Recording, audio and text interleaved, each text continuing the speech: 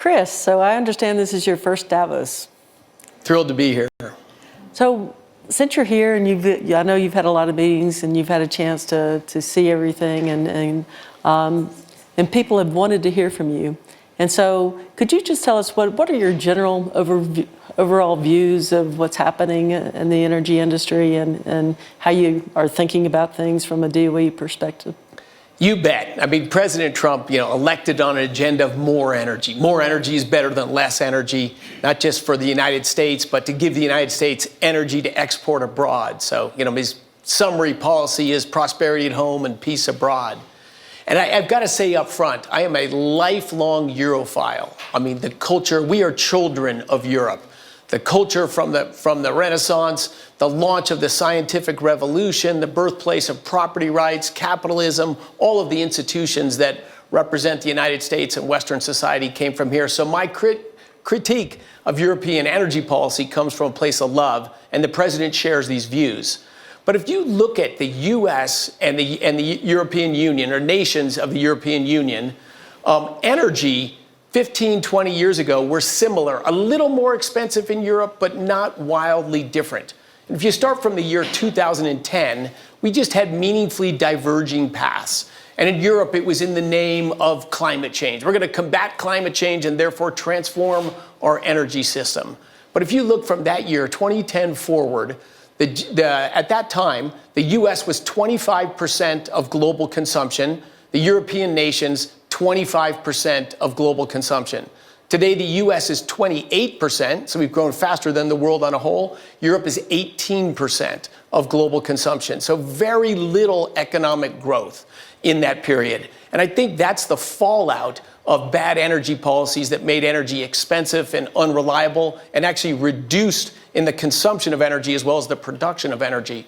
We care about this because we want a strong, vibrant economy, national defense in Europe as our main ally in defending the Western world, obviously in a world that's becoming increasingly dangerous. But in the EU sort of broader policies, well over $1 trillion were spent, almost $500 billion just in Germany alone, again, in this attempt to transform the energy system. The electrical grid capacity, EU as a whole, is double today what it was 20 years ago, but the total electricity output has been reduced. In Germany by almost 20%, in the United Kingdom by well over 25%. And it's led to this export of industries to Asia. They've left the European Union and gone to Asia. And so, to me, we want to see energy prices come down in the U.S. and in the EU so we can reindustrialize our nation, move those industries that have moved overseas back. And I think tackling climate change is much trickier than people think. Germany went from 80% of their energy from hydrocarbons before all the money and the expenditures to 75%. Same thing in the United Kingdom. 75% of their energy comes from oil and gas today. They really just displaced coal, doubled or tripled electricity prices, shrunk industrial production, and therefore became more vulnerable. We want secure, strong, powerful Europe, and of course a secure, strong, powerful United States. Quick comments on climate change. Last year was another roughly record low in deaths from extreme weather. About 6,000 or 7,000 people last year, final numbers aren't in, died from extreme weather events. The average over the last decade, maybe around 10,000 deaths. One is more than we want. 10,000 deaths is a lot, but 100 years ago, it was 500,000 deaths per year from extreme weather events. So a 98% reduction when global population's gone up 3 or 4-fold. So the safety of our climate, and of course, this has become wealthier. It isn't that extreme weather events have plummeted. They're roughly flat. It's cyclical, but we haven't seen a trend up or down. But we're more resilient to those things. But on the flip side, we have 2 billion people, a quarter of humanity, that don't have clean cooking fuels. They burn wood and agricultural waste and dung indoors, just like our ancestors did a few generations ago. That indoor air pollution kills 2 to 3 million people. Like there's an energy crisis. With just a cook stove and a propane canister, we could save millions of lives. But instead, we've had 200 or 300 times less deaths from extreme weather. But the news is dominated by extreme weather events. People think this is some, exploding, unraveling phenomenon. It's just not true. And it's very hard to change the energy system. From those 2 billion people that want clean cooking fuels to the 7 billion people that don't live like us, maybe 1 billion people live remotely recognizable. I just draw one conclusion. We need massively more energy, massively more energy. We need massively more oil, more natural gas, more coal, more nuclear, next generation geothermal, whatever provides affordable, reliable, secure energy. But I spent my life in nuclear at the start, solar, geothermal, oil and gas. I don't care where energy comes from, but the world runs on hydrocarbons. 1973, 84% of global primary energy was hydrocarbons. 2024, 83%. We haven't changed where we get energy. We just need more of it. So tell me, if God bless you and Occidental, significant producer of oil and natural gas, a growing producer of those quantities that the world needs so much more, and you've done a lot of it by technology innovation, by finding better, less impactful, more innovative ways to get more oil and gas out of the ground. How's that going? Can you bring the world more oil and gas, and how are you going to do it? Well, absolutely we can, and I'm excited to talk about it. I think a lot of people in the world don't realize how technical our industry is. It requires a lot of technology, a lot of different technology that's been developed over the years and the decades, and we're still working on it, still doing better, still making oil more accessible to additional people, as you're talking about, and that needs to continue to happen. And one of the ways that we do it at Occidental, where we have operations in the United States, Oman, Abu Dhabi, and Algeria internationally, but in the domestic U.S., for 50 years, we've been getting incremental oil out of conventional reservoirs using CO2, injecting CO2, which kind of frees up the oil, energizes the oil, just like if you when you shake up a Coke bottle and then you open it up and it goes everywhere. That's kind of what CO2 does to oil, and that's why you can get more oil out of the ground when you're putting CO2 in.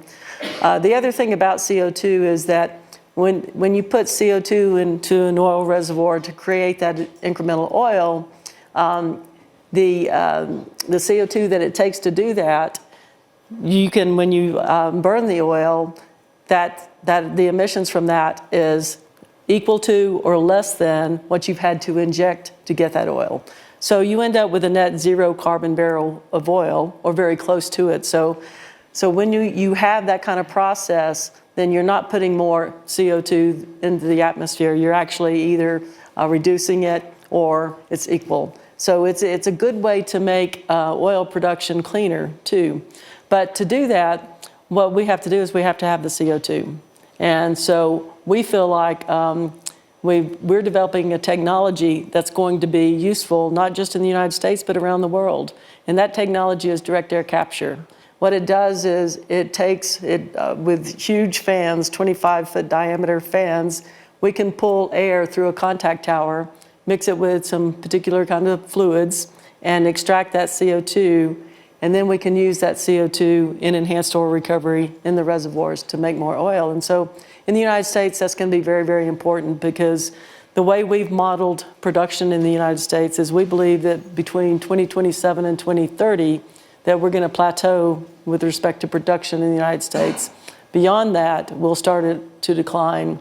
So our energy independence depends on us getting more out of these reservoirs, out of the reservoirs that we have today. And so we believe that we can get 50 to 70 billion barrels incremental with this process. And you can do it not only in conventional reservoirs, but we can do it in our shale reservoirs as well. And in our shale reservoirs, we only get 10% of the oil in the ground.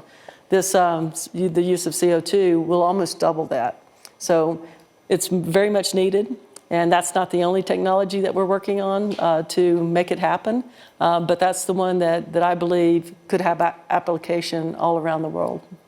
Fantastic. So a technology innovation to grow oil production, and for as far as global CO2 emissions, you're doing this in a way that's CO2 neutral. Yes. And a climate policy around oil, which is about 33% of global primary energy, so a huge slice. I would contrast that to what has been done globally.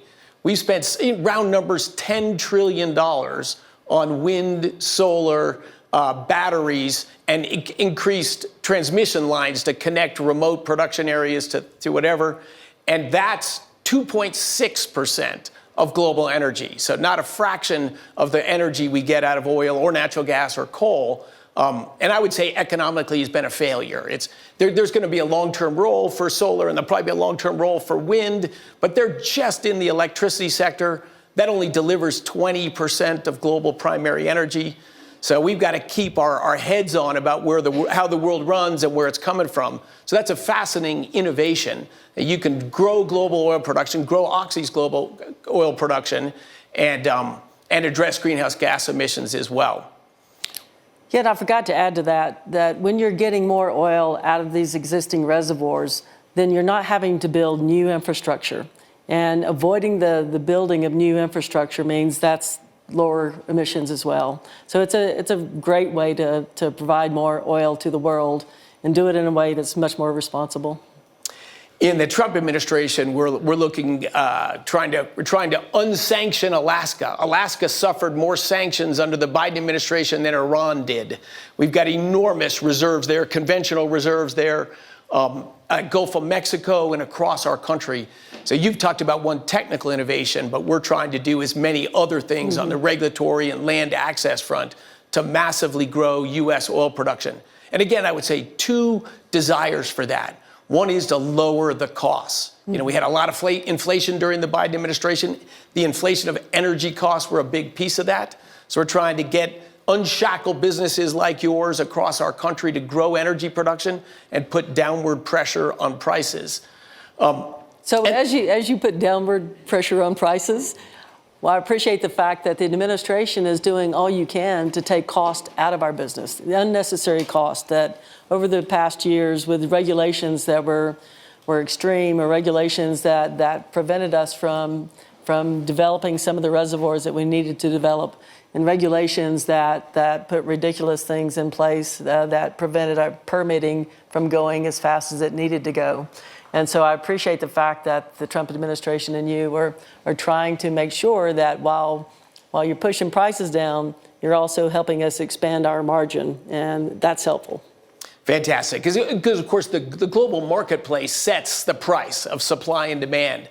But if I look back, just 15 years ago, in fact, go back to 2010, where I said U.S. and Europe diverged massively on energy policies, oil prices then were a little over $100 a barrel.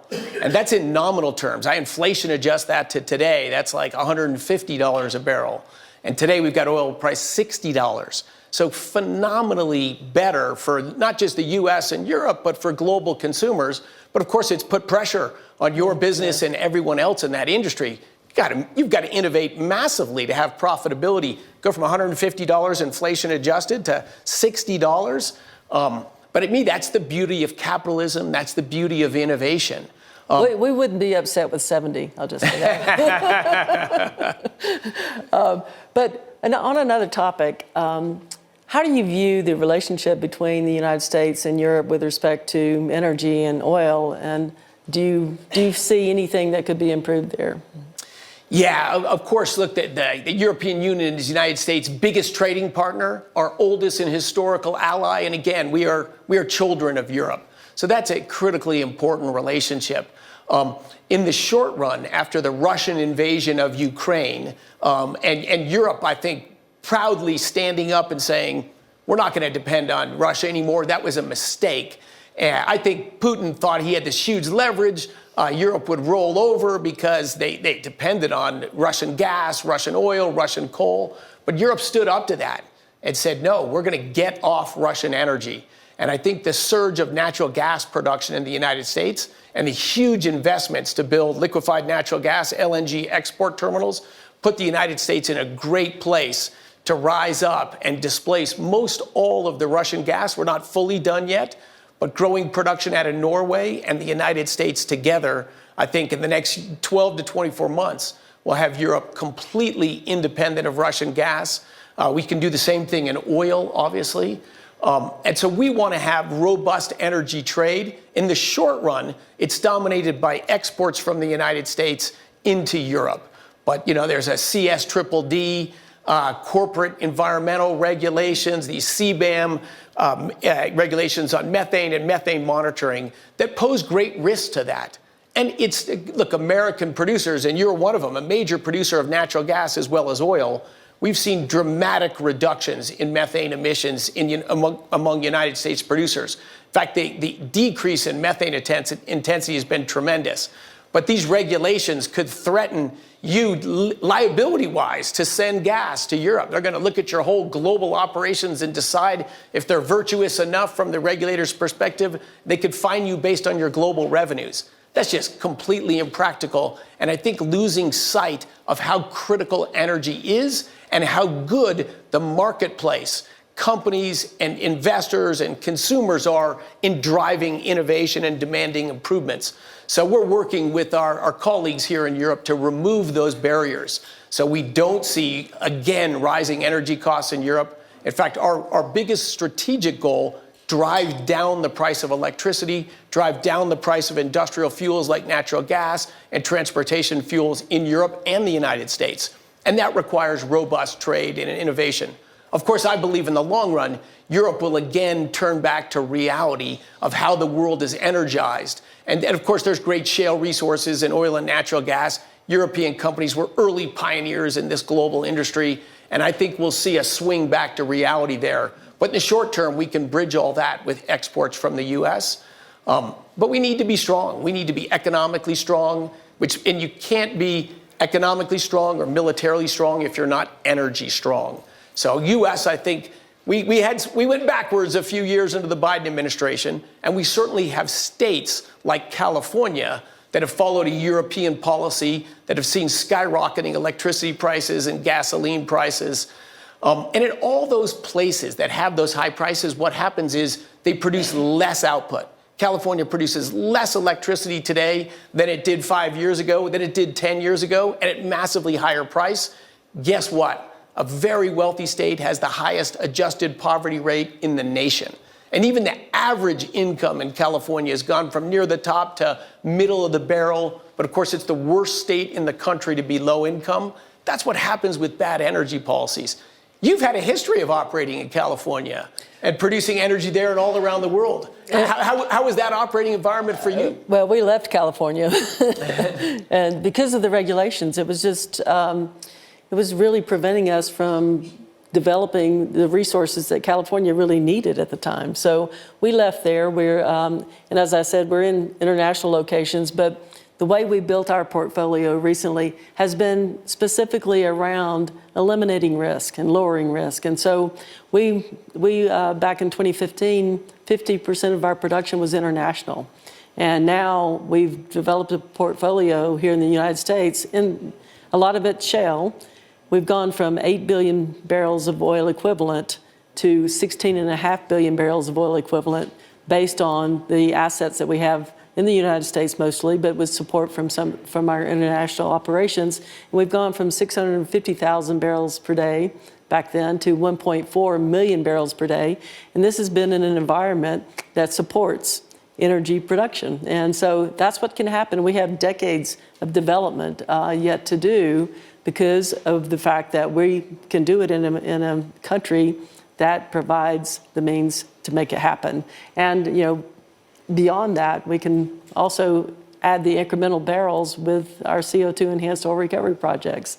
So we're excited about where we are in the United States, where we will ultimately do some of that in Oman and Abu Dhabi and potentially in Algeria. We'd like to do the same thing. But where there's regulation and where there's the industry is so burdened with regulation, that can't happen. And so I support what you're talking about, what you're doing, and what you're hoping that the message will be to those that have shut down their energy industries, and that hopefully that will change over time. If California hadn't pivoted in an energy wrong policy, and you were still there, and California was our top 4 oil producer in our country. If California still produced a lot of oil and still produced a lot of natural gas, it had lower energy prices for the state, how would the residents of California, what would their quality of life be like, particularly for the lower income people? What would it be like today compared to what it is? Oh, that's maybe the problem, that the people that make the policies don't think about the people that get most impacted by them. And certainly in California, the price of gasoline is so much higher than anywhere else in the United States. So it is impacting the lower income people.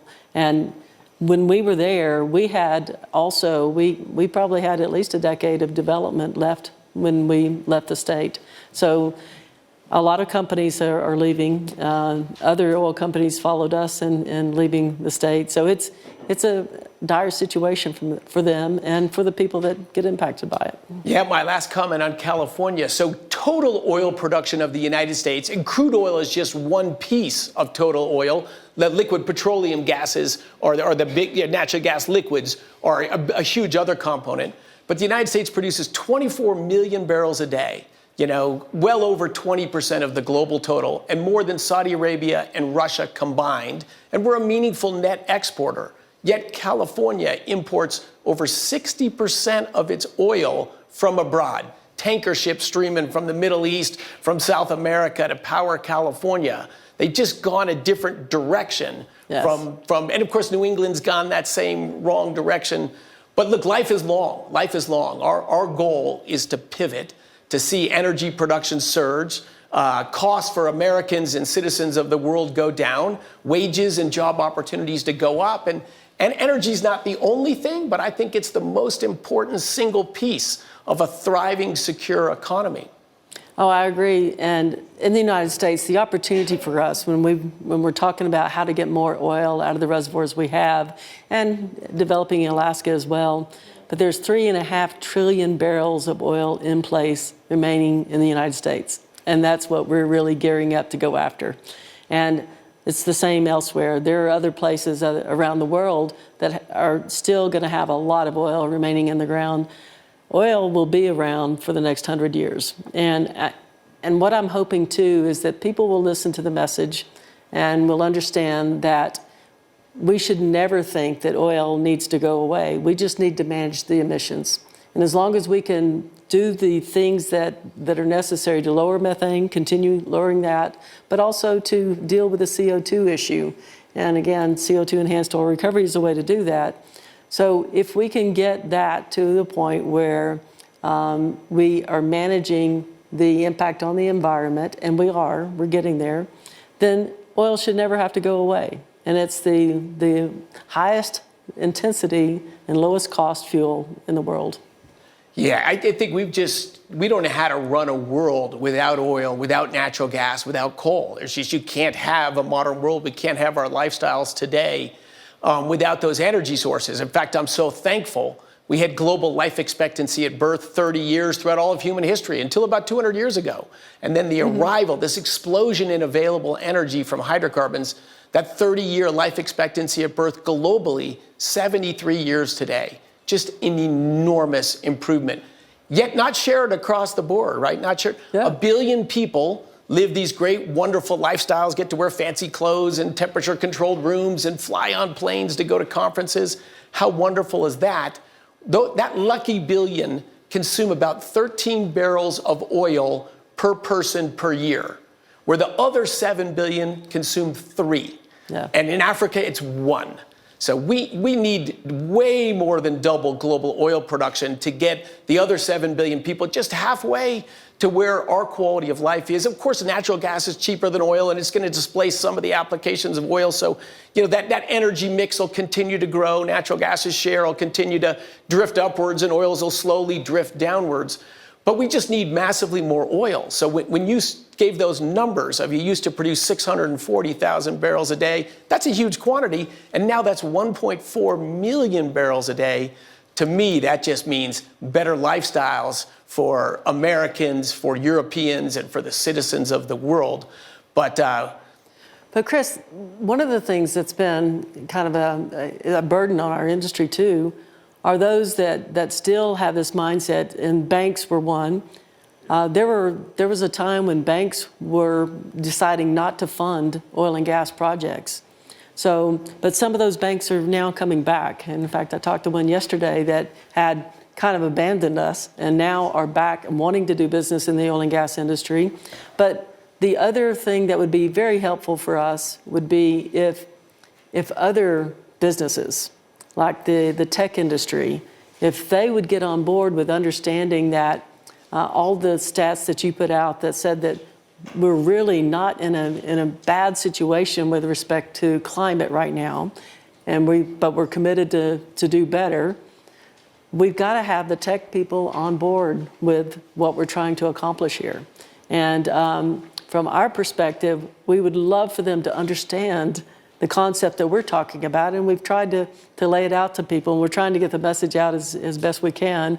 I appreciate this forum to be able to do that, but the administration, I know you're trying to do your best to help people, educate people about how we need to think about oil, but could you specifically target the tech industry? And also, I'd love for you to come and talk to our investors who would get the message that this is a long-time thing. It's a long-term, and it's important for the world. I agree. The tech industry and banking industries are critical. They're gigantic industries. They've done great things to improve the world, but they've been very off base on energy. And the tech industry is eagerly engaged in this issue right now. Natural gas, mostly. Yes, electricity, right? Because they need artificial intelligence. I know we both believe is just a transformative technology. We want to drive it forward as fast as possible because of the national security implications. Not only do we want to drive it forward faster for economic development, to me, the advancement of scientific progress, but it matters for national security. China's way ahead of us and the rest of the world in AI. They're going to be the dominant power in the world. Today, the United States is the most impactful power in the world, and has been for 80 years. And I think that's a world we're comfortable to live in. That's a world that's been great. We want to keep it that way. So the tech companies are very interested in how can we get more electricity.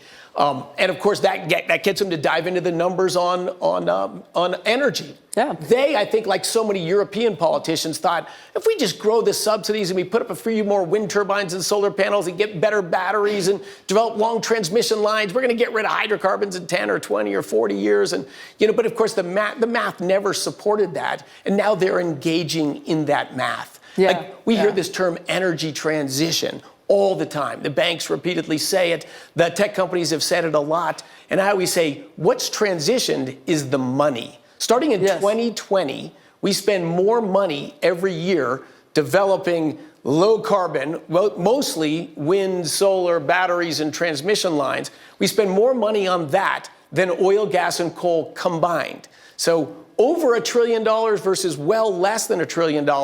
And we've been doing that for years, but yet 2.6% of global energy. In fact, you can't make a wind turbine, a solar panel, or a battery without massive amounts of hydrocarbons. Not just the energy, high temperature process heat from hydrocarbons to manufacture those materials, but the wind blades are made out of oil. That tower is steel, which is iron and coal. And then the bases are concrete, are basically natural gas, coal, and lime. So we need some energy reality to return. It is important for the banks because the less funding of hydrocarbons just means the higher prices and the slower the growth in the production of hydrocarbons, which again means a weaker United States, a weaker Europe, and a much poorer world. And also, some people don't realize that 20% of the natural gas that's produced in the United States comes from the production of oil. It's natural gas that's associated with the production of oil. And so that's another reason why we need all the other industries to understand that oil has to be produced. 20% is a big number. Thank you. Look, 1 minute. Yes, just check it. I don't want to go over. Yeah. But I would say fantastic dialogue with you. I'm thrilled. I've been an entrepreneur my whole life. I've only been in government a little more than a year. I've got to thank President Trump, for hiring me. He may not be as happy about that hire, or maybe he is, I don't know. But he's passionate about energy. I mean, an East Coast real estate developer is not an energy guy, but he knows in his gut that everything relies on energy. And if you get energy right, opportunity is there for everyone. And if you get energy wrong, your opportunity set, your threat to your economy, your threat to your national security is dire. He's all in on energy. And again, not just in the United States, but part of his message, sometimes tough message to Europe is, come with us. Let's be all in at energy. Let's make the Western free democratic world so powerful that we're not at risk from adversaries that have a different belief in the value of human life and human freedom and human prosperity. Absolutely. And thank you, Chris, for being here. Thanks so much, Vicki.